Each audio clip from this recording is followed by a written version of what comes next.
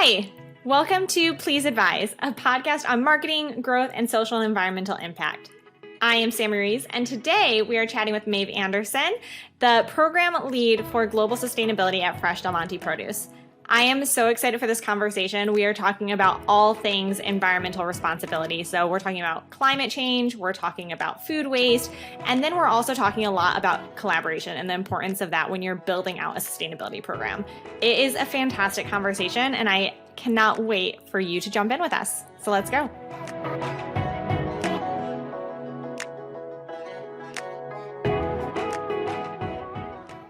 Hi, Maeve. Welcome to the show. I'm so glad you're here and could join us today. How are you doing? Good. Hello. It's great to see you, Sam. Yeah, always good to see you.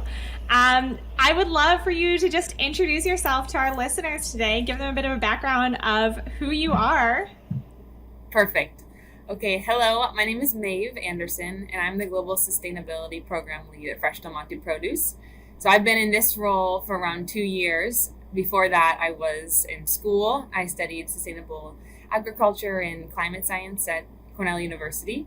So it's been a great experience working with Fresh Del Monte Produce and really digging into agriculture in particular. And we focus on all sorts of things in the sustainability program that we'll touch on today. But that's my brief intro of where I am.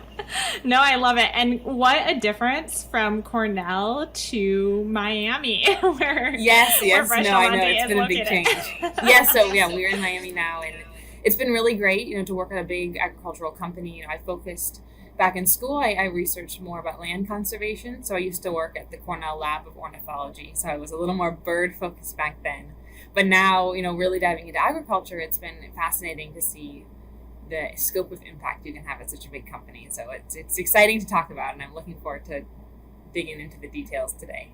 Yeah, I mean, honestly, when we think about sustainability, like agriculture is truly one of those topics that there are so many elements and so many aspects, and to your point, like ability to make an impact, right? So I would love to just hear about your experience, like diving into this world of sustainable ag. Like, give me the DL. Okay. So essentially, we, as you mentioned, there's a lot going on. So when we look at Fresh Del Monte Produce, we own our farms around 50%. We own around 50%. We source third party. So we're thinking about sustainability on the actual farm. But also, we think about moving it to the market. So we have our own vessels. We think about trucking, distributing product to our customers. And then we also think about sustainability in our processing facilities. So when we take a pineapple and make it into a fresh cut product, all the water and energy that it takes for that. So there's a lot going on. And I would say in general, we've been spending a lot of time and effort defining our priorities for sustainability. And for me, that looks like right now, climate action. So I really focus in onto the climate change side of the story. I think about calculating our greenhouse gas emissions, which I'd be happy to dive into the details. And then also another topic we're really thinking about these days is food waste. So a lot of consumers find that to be a really important issue, especially our customers. So we think about food waste across our entire company. So from the farm all the way to the consumer. And there's 100 different sustainability topics you could talk about for agriculture, but those are the two I think I focus on most. But we also have this as a social side of the story to consider. So it's a big job, and we're a small team, but it's really exciting, and it's great to have so many different facets of the job you can think about. Yeah. Wow. Okay. So definitely a lot going on when you say that. For the way that Fresh Del Monte Produce is set up, right, where you own part of your farms, is that normal for produce companies, or would that be something that like kind of sets you apart in the space? It kind of depends. I see a lot of food and beverage companies, so the big names in agriculture. You think about Nestle, you think about General Mills. A lot of those companies don't own a lot of their own operations. They're sourcing from farms. But in terms of agricultural companies, we'll see a lot of small growers and medium-sized growers own operations. And I think the good thing for our size is having our own farms give us a lot more opportunity to innovate in the agricultural world. We don't have to talk to our growers and have them implement programs. We really have the opportunity to make an impact on our own farms. And we have the research and development teams and the technical support to do that, which is really exciting because it means we can be creative and we can be innovative, and we can learn from our own operations, and then eventually see how we can share those findings with our suppliers, which is always a challenge in the agricultural field, because there's not a lot you can do sometimes, but in other ways, us knowing how it works on the ground is helpful. Yeah, no, that's incredible. I mean, just the amount of impact that you can have when you have those relationships is pretty incredible. Like you said, you have a lot more, I guess for lack of a better word, control over what's happening. So you're able to implement new programs more quickly, ideally get some of that data. Yes. I'm sure it's more complicated than it is said, but in theory, right, like you would be able to have like, you know, a lot more hands-on approach. It's definitely right. And for me, when I think about climate change and climate action, it's really helpful to have our own operations that I can work with, because it's been, for us, it's challenging to think about calculating emissions. And a lot of the work still needs to be done in the international scale about learning how to make estimates for all the things that happen on the farm. So for me, I work every day with the people in the operations to understand our emissions. And, we're in the process of thinking about ways where we can make big reductions. But it is really useful to have those owned operations as really the focus of our efforts, because there's so much that can be done in the scope of our operations. We have around 21 countries we're operating in and hundreds of facilities. So it's certainly worthwhile to focus there first. Yeah, no, that completely makes sense. And you've touched a little bit on what you're doing for the climate. And I would love to hear a little bit more about like how you even began this, right? Like to your point, there's so much happening on the operational level. Like where does someone even start when they're thinking about measuring, your footprint and then decreasing it? Yeah, so that was our challenge. And we've been working on this situation for like 2 years. And at the beginning, we had a passion for it. We knew it was important. It's something that I certainly brought into the company from back at my time at school. And again, our leadership is very forward thinking, where they knew climate change was something that we should be considering as an agricultural company. I mean, I think it's apparent how there's high risk in agriculture from climate change, but also at the same time, farms and large agricultural companies do have a certain amount of emissions coming from their operations. So we do sort of have a role to play in preventing climate change. So that was sort of the why. And then when we started, the first thing we knew we needed to do was somehow figure out how to get a baseline of our emissions. And this became sort of a 2-year project to get our heads wrapped around how we were going to do it. And what we did first is essentially pulled together our own calculator, if you will, because we looked at all the options out there, and honestly it was very challenging because all of the current climate action calculators really only made sense for operations in the US and some in Europe. But for us, we have tropical agriculture and it just didn't really fit, so we knew we were going to have to build something on our own. So we developed a tool, and essentially it's a large calculator, if you will, where each operation can enter all of this different data about their energy usage, their crop management usage if relevant, and all these things that come into a emissions inventory. They do it in this program. So we developed that, and then it's been my job over the last few years to get everyone using it, trained using it. So we have around 150 people using the tool, and from various countries, various operations. And I hold many training sessions. I do one probably once a month. Sometimes in the heat of the calculation, we were doing like 3 a month for each. We try to do it for one for each region, so people are comfortable with the timing. Because of course we're working across time zones. But it's been really positive. The feedback we've gotten is it's been useful to have really intensive training, because that's what is lacking sometimes when you push a program on our operations that are already doing so much. They need the support from corporate, and they need the support from us to really make sure that they understand why and how they're going to make the calculation. So that's been a long journey, but it's been, I think, really positive, because at this point we've finished 2 full inventories for 2019, and then this year we finished just now at 2020. inventory. Wow. So we have the data finally, and it has been quite a journey getting there. No, that's amazing. And congratulations on even that, because when you think about how big your operations are, that is quite a feat. So huge kudos to you and the team for getting through even creating a baseline. Yeah, and that was a challenge. We knew it was going to be difficult, but I think as we went, we realized how many facilities, how many little tiny details that all add up. And I think, we found it to be a great success even to have every single facility reporting. And as we go, we're getting better and better at making sure each data point is correct and calculated in the same way. And it's continuous improvement, but at least we feel comfortable with our baseline. And that's the beginnings of the reduction side of the story. Right. And you mentioned this a second ago, but you said when you talk to the operations, it's important to explain how they're going to measure, but also why. Do you want to elaborate a little bit on that why factor? Sure. So when we decided to make our calculation strategy, there's a lot of options. And one option is to make estimates from the corporate level. So go down and assess, how much we're purchasing, how much we're using. But we decided against that. We really wanted to make sure every facility was involved in the calculation so they could see at the end of the day, okay, here are my emissions for my facility.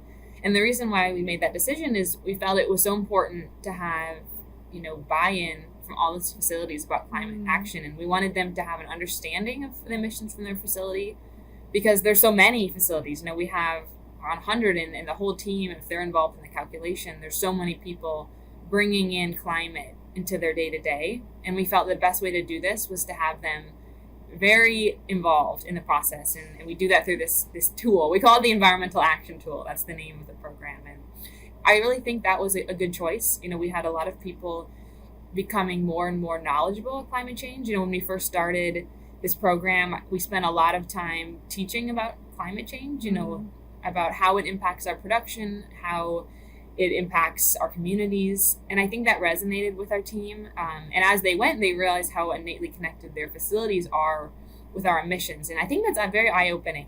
A lot of times you don't realize that your day-to-day is connected to these larger global environmental and social issues. So that was really a big part of the program. And then later on, this December, we decided to commit to the Science Based Target Initiative.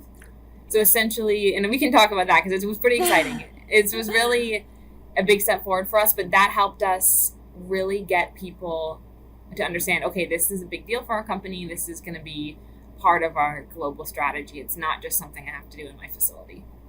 Yeah, wow. That's a huge step. So, a lot of companies, big and small, right, are probably at similar stages to where you were before you went down this baseline and developed your baseline, where they're like, we know we have emissions. Yeah. We have no idea how many, we can make guesses, but the idea of tracking it is overwhelming and measuring it is overwhelming, and we don't even kind of know where to start, right? It's a lot. So when you first were in this stage, when you were first okay, we need to develop a baseline, what was the very first step that you took? What was the very first thing that you decided to do in order to get to where you are now? So I would say it helped us in some ways that our facilities really drove the effort in the beginning. We have our largest agricultural operation. So one in Costa Rica for banana, and then now one in Costa Rica for pineapple. They actually engaged with the carbon neutral certification. So I believe the first one was around 2015. So they've been working for a very long time, far before I even joined the company on climate. And so they were able to make a calculation of their emissions and then certify against our natural areas. So essentially in these operations, we have forested areas in and around our operations. So around 10,000 hectares, which is quite a lot. It's around 26% of our owned land globally, conserved for wildlife, for biodiversity. So there's been a strong legacy of that conservation spirit. And the team realized that from those natural areas, they could certify as carbon neutral because the amount of emissions that are occurring in their facility are less than the amount of emissions that are taken in by the trees, which we don't need to dig into the science there, but really, trees sequester carbon dioxide from the atmosphere, and you can make the calculation and compare the two. So they were certified carbon neutral.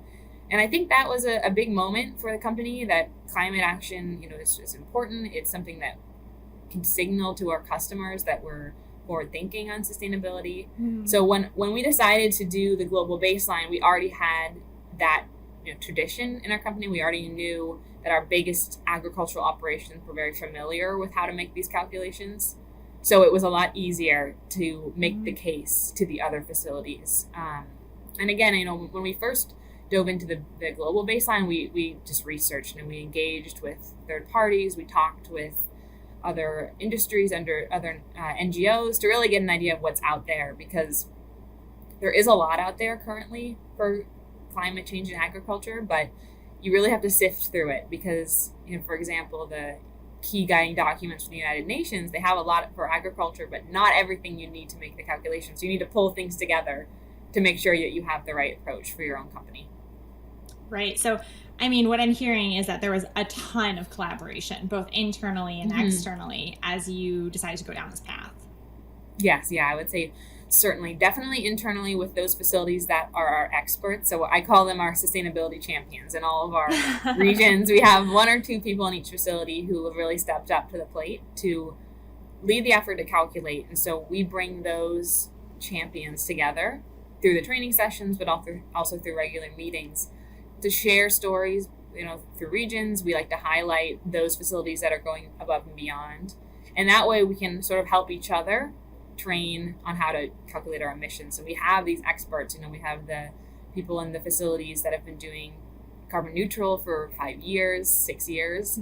So they can help us teach the other facilities who are now just getting on board. So that's sort of the internal side of the story. And then externally, of course, we are engaged with a lot of different players. We have a new partnership with the German Development Cooperation, GIZ, in Central America the project is more about biodiversity conservation. But again, for us, it's really important to be engaging with external groups because climate, is not a company issue. It's a global issue, and you can't really make change without collaboration. So we see that as an important part of the climate story. And that's really one of the main reasons why we decided to set a science-based target and to join into that industry-wide effort. Yeah, no, I love that. And to your point, it is a global issue, and there's so much intersectionality between that climate change and what's going on at a regional level and a community level and an operational level, that to not collaborate with people who are on the ground or collaborate with others that are trying to, make positive impacts, it would be a shame to not work with them and leverage what they're doing too, and leverage their knowledge to improve your efforts. Yeah, certainly. And we see how important it is, because the impacts of climate change too, they ripple across all sorts of areas, our communities, but also areas where we operate. And so it's important that we engage with these people. And especially when we think about, as climate change becomes worse, water scarcity increases, we found it to be really important to collaborate with our communities in our watersheds. And, this is a little more complicated, but again, the impacts of climate change really necessitate collaboration and including stakeholders in the process. And that was one of the main reasons why we developed this partnership I mentioned in passing with GIZ. And essentially, it's a big alliance we're forming in our main regions, so Costa Rica and Guatemala. And the purpose is really to get our community engaged in our efforts to conserve our watersheds, because as climate change increases, those natural solutions to climate impacts, so reforestation, land restoration, really help increase resiliency in the communities, especially when you see water, decreasing, you see issues related to water access because of climate change. We see that all ties together for us. And I think, pulling in a third party, GIZ, to develop this program has really allowed us to facilitate speaking with communities and having them as a really main part of our strategy. As before, we struggled to find a way to connect with our communities in a more formal way. Yeah. And that makes total sense, because if you are trying to solve a problem for a community without actually talking to the community, you're kind of playing hero, and you may not be solving the true problem. You could be putting a Band-Aid on something else, but without that collaboration, you would never know. Yeah, and that's always been, I think, in some ways a strength of ours, that we really allow our regional teams to lead the effort.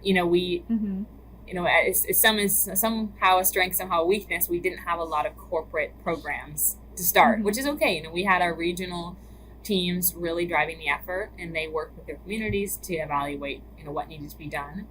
But as we develop, we realized that we need even more external support. We need to really be facilitating the regions, getting involved with NGOs and local groups to make sure that we're assessing our community's needs and meeting them where they are. And that's always an area of continuous improvement. But this partnership has helped a lot in making sure that is actually happening. Well, that's incredible to hear, and super exciting about the science-based targets. So you joined that, you said last year?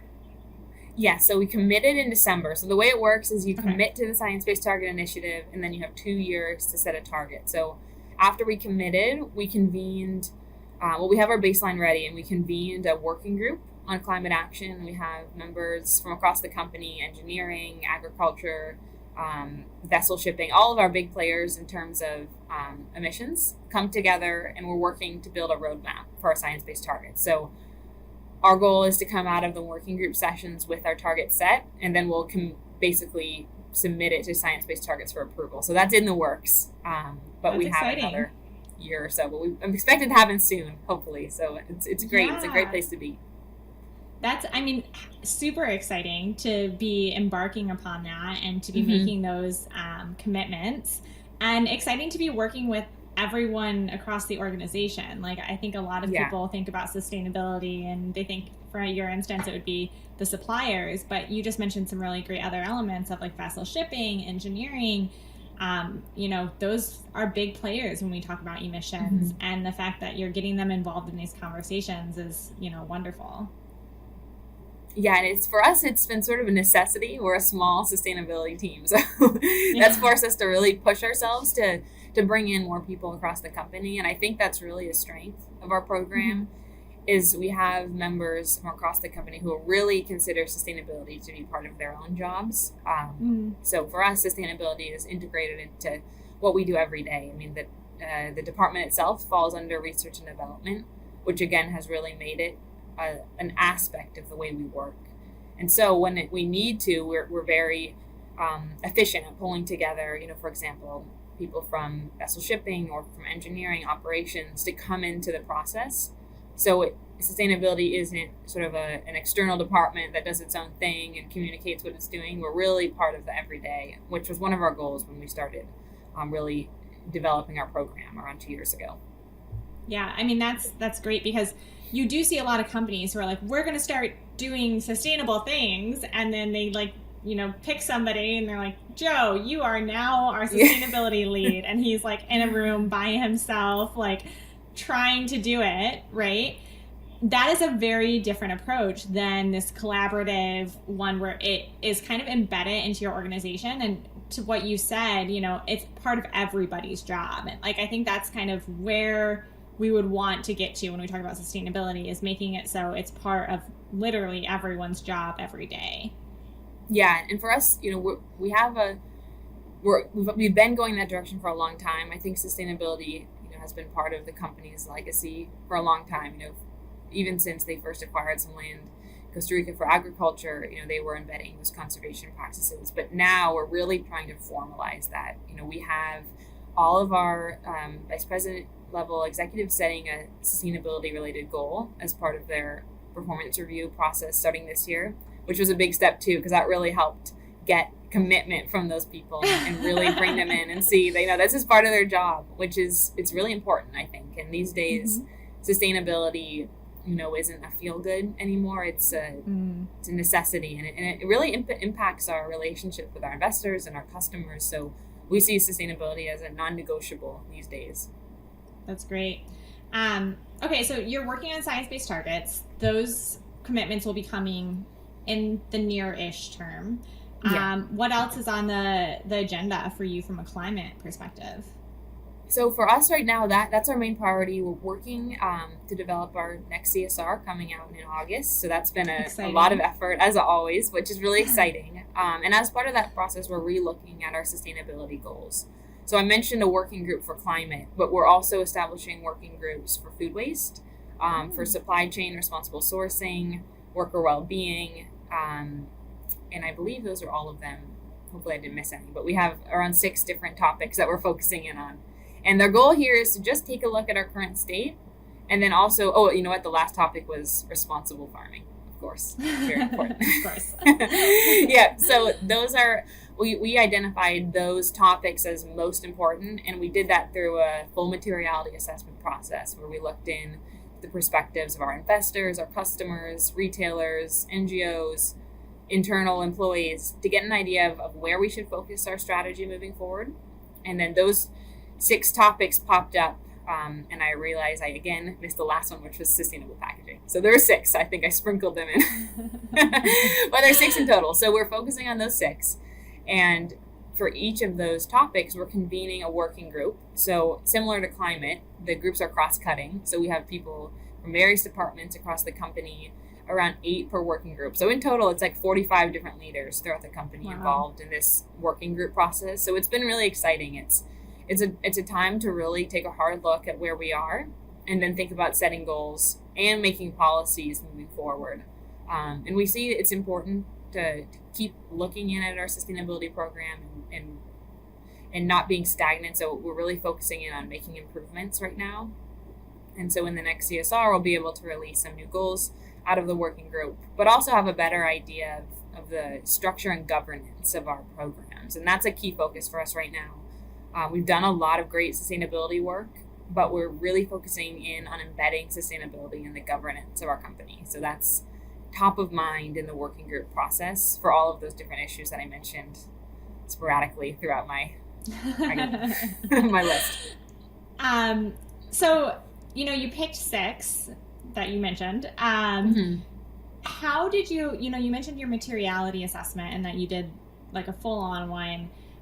Do you want to explain a little bit about what goes into that for our listeners who may be interested and like they've heard the term, but they've never really embarked upon one themselves? Yes, so it's a classic sustainability term. You might hear it all around. It usually comes into people's sustainability reports. And really what it is it's a way to get an accurate look at what your stakeholders think of your sustainability program and where they want to go. So it's composed of a surveying process, but also some actual interviews, and you select a subset of your stakeholders. So for us, we really thought about our key customers, so key global retailer customers that we're selling our product to.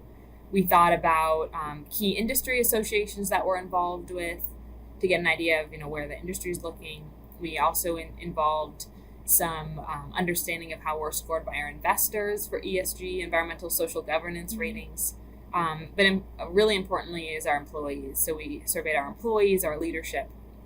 And altogether, it was a huge group of people. And basically, you have them assess a variety of key sustainability topics and rate the importance to the company. And I'm not going to try to list them again, but there was a lot of different ones. And they span the scope of basically anything you've seen pop up in a sustainability report. Supply chain management, human rights, all the key ones. And you are able to prioritize which ones you need to focus on. And that's how we developed those 6 priorities for us that we felt, and priorities doesn't always mean we're not doing a great job. There's opportunity for us to improve in a given area. So those are the ones we established. And now the next step is, making change.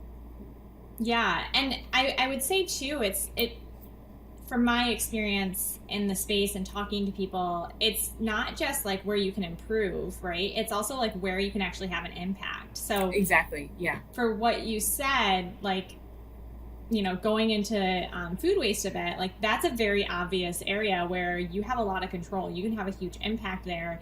Mm-hmm. And there's sustainability isn't like, here's the end goal, we're all going to hit it. Like, as much as we would love that, like, it's a moving target. We're always going to improve. We always have room and opportunities for us to get better. So, I mean, it seems like you really took a look at it and you were like, all right, where can we continue to further our efforts, and where can we actually have our efforts make a true impact in our communities and in our operations? Yeah, that's a great point. And usually the way it works is you're thinking about what's important to your business, but also exactly what you mentioned, what areas are your company having a huge impact on? So obviously agriculture, responsible farming, those ones, climate change, water, those are all areas where Del Monte's large scope of operations has an impact, and that can be environmental or social. So we chose those areas for that reason. And food waste is a good one for us because, in general, that's an issue that a lot of people are concerned with. And us as an agricultural company creating food, and not just any food, fresh produce, which is really important for many people's diets. It's plant-based food. It's important that we don't lose it. We get it to the consumer when we harvest it. So that's something we really dove into for our working groups to understand, as always, first, our baseline. So where we are, where we're losing product, if we are, and identifying better ways to get product to people. And that's been a big priority for us because it's part of our business. Providing healthy choices to people is one of our key missions as a company. That's great. And I'm sure that there's a lot of different ways you can slice and dice, slice and dice food waste, where it's, yes, at the end consumer level, perhaps at, grocery stores, but I'm sure that there's other places too where you're looking at, where can we be more efficient, or what can we do with these? You mentioned some prepared food. Like, what can we do with the waste, the bits that we don't use? Like, how are you kind of looking at that and being innovative with your efforts? Yeah, so we, throughout all of our operations, we kind of use like a hierarchical approach. I don't know if that's a word, but using a hierarchy of destinations. And that's sort of, I would say, best practice, for food waste, as you think about first, before anything else, reducing food waste entirely. So source reduction, making sure you're increasing efficiency. If there's food waste or food that can't be sent to a given customer, instead of throwing it out, you're finding another outlet for it. So maybe, for example, we have an operation that, if avocados can't make it to export, they're being used for avocado oil. So we're finding those secondary markets. And again, in pineapples, we are moving product to juice or pulp. Being creative about that is always the first priority to make sure it stays as food. And then as we go, if we can't do that, we want to donate product to those in need, really thinking about donation to food banks or people in need. And that's what we've done a lot, especially in COVID, when we saw a lot of disruption to the supply chain, especially in North America, in our ports. We really prioritize getting food to people in our food banks. And we donated, I believe it was over 16 million pounds of food to people in 2020 in North America alone, which was really great because at a time when people needed it most, fresh produce is always important to those food banks, because a lot of times they don't have it. They don't have mainly canned food or food that's been, as packaged items, which of course are better than nothing. It's great to have that, but fresh produce is always in high demand. So it's great to be able to do that. And we have a lot of partners across the U.S., over 40 different entities where we donate our product to. And, I would say that really came out of the creativity of our teams and our operations, where they make connections with people in their community.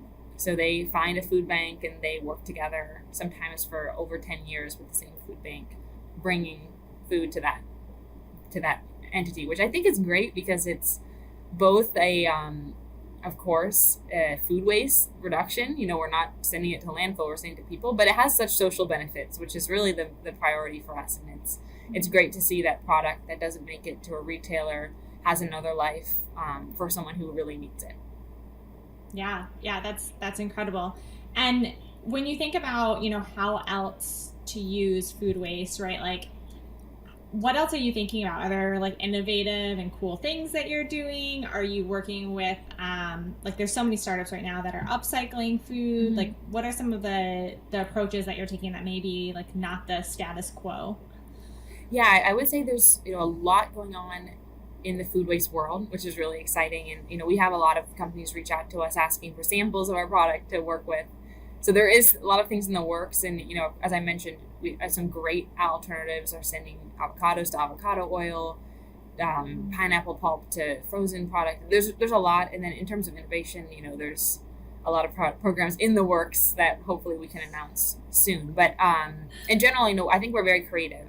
And just looking at our numbers, we divert around 92% of our waste from landfill. So 92% of waste doesn't go to landfill, it goes somewhere else. And I mentioned donations, but we also get it to cattle feed, animal feed. For farms, we send product to, in some situations, biogas. There's so much, and it's really just about being creative and finding any bit of value you can out of waste and make sure it doesn't end up in the landfill. And that's really our goal, to keep waste out of the landfill. But that's definitely a program we're currently innovating on, and we're thinking about how we can really get waste somewhere else other than landfill, and prioritizing always people. Yeah, and it sounds like to people. And it sounds again like collaboration and partnerships is huge there too, because you don't want to move food waste huge, distances. You want to find people locally that you can support or work with to, use that waste or upcycle that waste or whatever it may be. Yes, and I think that was a huge strength of our program in North America specifically, and also in other operations around the globe. But in North America, they really have connections with their community, and that's great because it allows us to really be, when we're donating, it allows us to be really embedded in those communities, making sure we're supporting them in a really tangible way. And a lot of that happened because of our leaders in our operations. They're the ones who make the connections. So when the pandemic started, we launched a program. It was called the Community Support Leaders. So we started with our ports, and we basically nominated one person in the facility to be the liaison between Del Monte and then the community. And their job was to make sure we had connections, that we could bring our product to those in need, that they were looking around the community, finding the food banks, finding the food drives. And I think that made a difference. It really became a source of passion for our teams. And, they did incredible jobs in really times of crisis, connecting product to those who needed it most.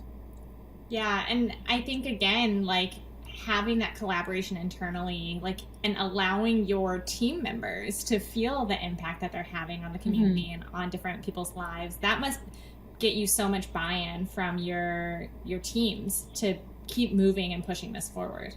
Yeah, I think for us, it's always, when we can, we make the programs a facility level or bottom-up approach. We really like the way our teams dive into the effort. It doesn't always come from corporate. In fact, it rarely does. It usually comes from our team members, their passion for sustainability, and it wouldn't work if they didn't, because we're tiny. It's only a few people in corporate doing sustainability. But if you think about our whole company, we have passionate individuals across the globe. So it's a big community of sustainability champions that really make it part of their job, which makes us succeed in a lot of our programs in a way we couldn't if they didn't have that passion. Yeah, that's incredible. So final question for you. As we have a lot of listeners who are starting businesses or own small companies or smaller companies, and they want to create their own sustainable either pillars or be really sustainable from the get-go, what advice would you give to someone who's just getting started in this space and really wants to make a difference? I think that's a great question. And I would say for me, I think it's so important to really do your research, find out what's happening and what's already been done, what the leaders are doing, because for sustainability, the great thing right now is that it's all happening and there's so much going on. So what I always think is we don't want to reinvent the efforts that other people have done, but instead to amplify those efforts and really listen into what's been going on and see how you can make your own contribution rather than starting from scratch. And I think that's been a learning I've taken away from my time here, is that the more I ask about what our facilities are doing, I realize there's so much already being done that I'm happy I had done the research rather than try to just start it from scratch and ignoring all the great work that's already out there. So that would be always the first step, really making sure you have a clear understanding of what's out there and seeing how you fit in there, rather than just trying to, reinvent all the great progress that's been made. Yeah, I mean, and I think that's huge too, right? Like, not even if you don't have your own facilities, even if you're not a huge company that's working with a bunch of different operations, but just talk to the communities, talk to people who are on the ground, the people that you want to support, see what they're already doing. And you amplify is like the perfect word for it, right? Like, how can you amplify that? How can you create a platform to help, further their efforts? So I absolutely love that. So thank you. This has been a fantastic conversation. As always, Maeve, how can people stay involved, stay in the loop with what you're doing and what Fresh Del Monte Produce is doing? So we are active on LinkedIn, Twitter, Instagram, and our sustainability website. So maybe we can put the link in somewhere. But in general, Definitely. we communicate our programs, and excited to share as we progress. Because for us, it's a journey, and we're really in the beginning. So there's a lot of great things that are still yet to come. Yeah, I think for all of us, it's a journey. Yeah. We're all going to be constantly working towards that constantly moving target. So you are by far not alone on that. Well, thank you again, Maeve. It was such a pleasure to talk to you. And I hope we get to talk again soon. Great. Thanks, Sam.